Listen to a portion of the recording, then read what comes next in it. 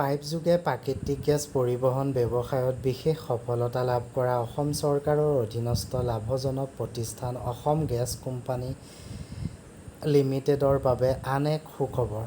শেহতীয়াকৈ ভাৰত চৰকাৰৰ অধীনস্থ পেট্ৰলিয়াম আৰু প্ৰাকৃতিক গেছ মন্ত্ৰালয়ৰ দ্বাৰা অসম গেছ কোম্পানীয়ে অটোমোবাইল খণ্ডৰ ইন্ধনৰ খুচুৰা বিক্ৰীৰ বাবে বিপণনৰ অনুমোদন লাভ কৰিছে। 2020 চনৰ ডিচেম্বৰ মাহত এই অনুমোদন লাভ কৰা অসম গেছ কোম্পানী লিমিটেডে উত্তৰ পূৰ্বাঞ্চলৰ সামৰি অসম, মেঘালয়, অৰুণাচল প্ৰদেশ, মণিপুৰ আৰু নাগালেণ্ডত মুঠ 120টাকৈ ইন্ধনৰ খুচুৰা বিক্ৰী বিপণী ষ্টেচন স্থাপন কৰিবলৈ ভাৰত চৰকাৰৰ পৰা অনুমতি লাভ কৰিছে।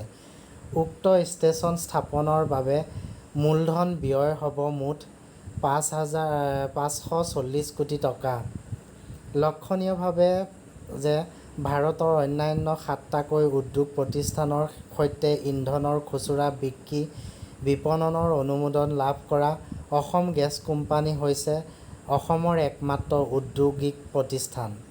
ইন্ধনৰ খুচুৰা বিক্ৰী ব্যৱসায়ত মুকেশ আম্বানীৰ মালিকানাধীন ৰিলায়েন্স ইণ্ডাষ্ট্ৰিজ লিমিটেডৰ অংশীদাৰী ৰিলায়েন্স বি.পি. মবিলিটি লিমিটেড, চেন্নাইস্থিত ইণ্ডিয়ান মলাছেছ কোম্পানী, আই.এম.চি. এনচাইট এনাৰ্জি প্ৰাইভেট লিমিটেড, এম.কে. এগ্ৰ'টেক প্ৰাইভেট লিমিটেড,